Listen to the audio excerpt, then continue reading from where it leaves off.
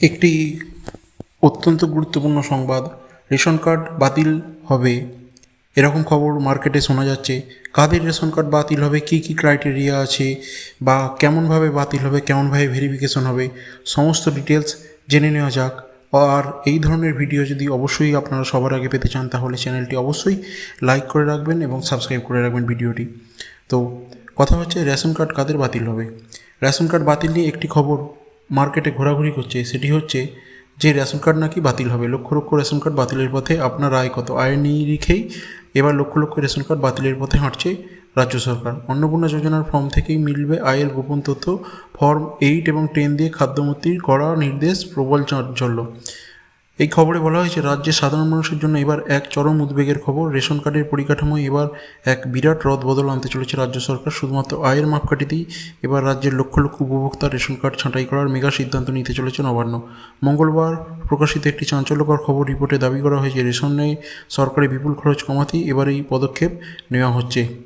Report অনুযায়ী বর্তমানে যে সমস্ত পরিবারের মাসিক আয় 15,000 টাকা বা বার্ষিক আয় 1,80,000 টাকা নিচে, তারা ভর্তুকিযুক্ত বা বিনামূল্যে রেশন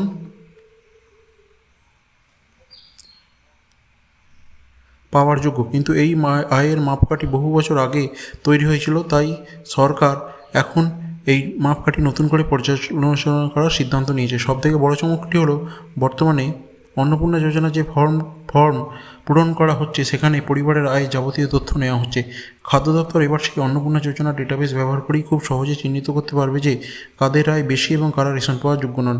গত 3রা জুন খাদ্যমন্ত্রী অশোক কীর্তনীয় দপ্তরের শীর্ষ আধিকারিক এবং রেশন নিয়ে জিরো টলারেন্স নীতির কথা বলেছেন এবং সেখানে উল্লেখযোগ্য বলেছেন যে প্রায় 16,000 কোটি টাকা রেশন দিতে সরকারি খরচ হচ্ছে। এবার সেই খরচে হ্রাস টানতে এবার কড়া ভেরিফিকেশনের নির্দেশ দেওয়া হয়েছে, বিশেষ করে যারা শুধুমাত্র পরিচয়ের জন্য ফর্ম 10 পূরণ করে এবং এখান থেকে রেশন কার্ডে বাতিল করেছেন বা রেশন কার্ড করেছেন। সুতরাং এই খবরটির ওপর বিশ্বাস করে কিন্তু মানুষের মনে একটি ভ্রান্ত ধারণা ছড়িয়েছে যে রেশন কার্ড বুঝি সবার বাতিল হবে।